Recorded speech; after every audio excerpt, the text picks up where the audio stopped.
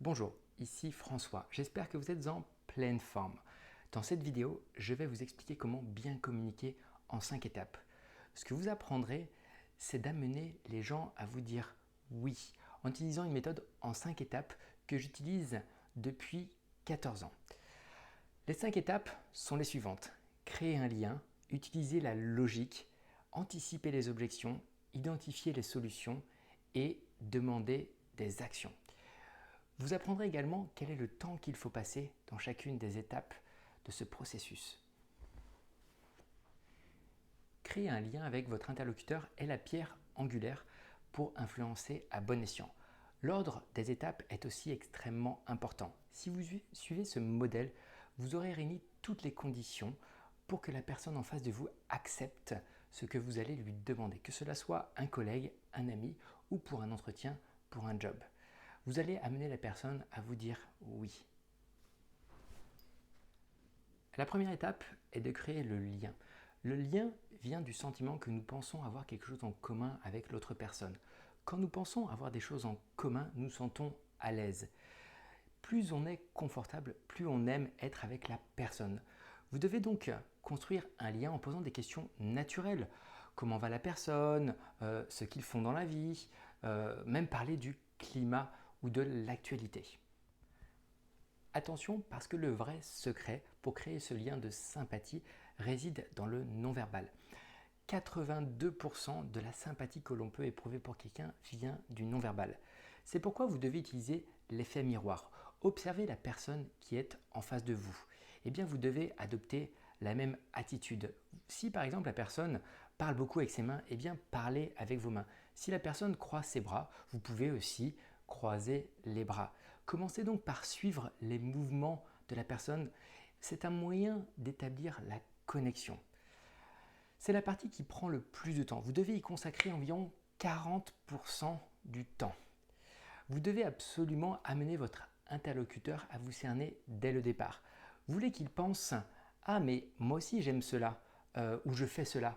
Ah mais moi aussi j'ai eu les mêmes problèmes. » C'est pourquoi par exemple en politique on voit souvent les politiciens nous parler des problèmes et des difficultés qu'ils ont surmontées dans leur enfance.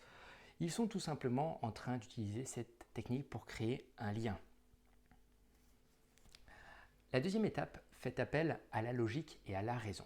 Maintenant que votre interlocuteur apprécie votre compagnie, vous devez mettre en avant les arguments qui font appel à la logique. Prenons un exemple. Tout achat est émotionnel. Toute décision que vous prenez est une réaction à une émotion. Si vous décidez de changer votre téléphone, c'est parce que le nouveau téléphone vous a plu. Et puis souvent, notre ancien téléphone marchait encore très bien et on trouve un argument logique. Il marchait moins bien. Donc si je souhaite vous vendre une prestation de coaching, qu'est-ce que je vais pouvoir utiliser? Eh bien, je vais mettre en avant des arguments logiques. Avec une prestation de coaching, je vais vous dire que toutes les personnes qui réussissent leur vie ont fait appel à un coach parce que cela permet de transformer des années en jours ou en mois.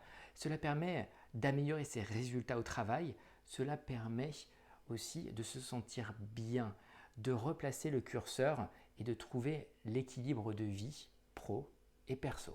Donc vous voyez, je vais mettre en avant des arguments logiques. Cette deuxième étape doit vous prendre environ 10% de votre temps. La troisième étape consiste à anticiper les objections. Vous devez donc au préalable imaginer ou réfléchir à quelles sont les objections que la personne en face de vous pourrait vous prononcer. Par exemple, dans le coaching, les objections peuvent être sur le prix, peuvent être sur le fait qu'on ne va pas tenir compte de la personnalité ou de l'environnement des gens. Donc en fait, par exemple, quand je présente nos prestations, je vais toujours demander quel est l'objectif de la personne. Et ensuite, je vais lui expliquer ceci, je vais lui expliquer que une fois qu'on aura déterminé l'objectif, on va adapter les solutions à sa vie personnelle, professionnelle, à sa personnalité.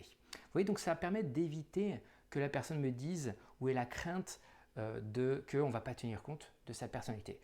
Cette phase-là doit vous prendre environ 25% de votre temps. Après avoir donc créé le lien avec la personne, après avoir anticipé les objections, lui avoir donné des arguments pour pouvoir justifier un futur achat? Eh bien, vous devez lui présenter votre solution.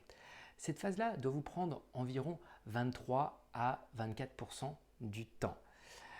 Vous pouvez mettre en avant une vision et des conséquences positives sur son futur.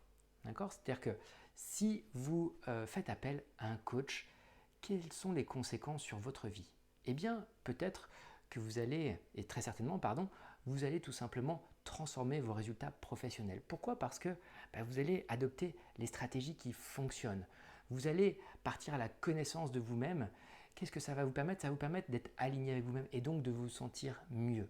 Donc, on doit mettre en avant les conséquences positives. Vous pouvez aussi utiliser ce qu'on appelle la perception contrastée. Mettre en avant les conséquences négatives si on ne le fait pas. Ne pas faire appel à un coach, eh bien, ça veut dire que vous allez continuer d'obtenir les mêmes résultats. Alors, est-ce que les résultats sont satisfaisants? Oui ou non? A priori, peut-être pas. Voilà, donc ça, c'est la 4e étape. Apporter la solution. La 5e et dernière étape est simple. Vous pouvez désormais demander ce que vous voulez. C'est le 2% qui manquait. À ce stade, votre interlocuteur est séduit.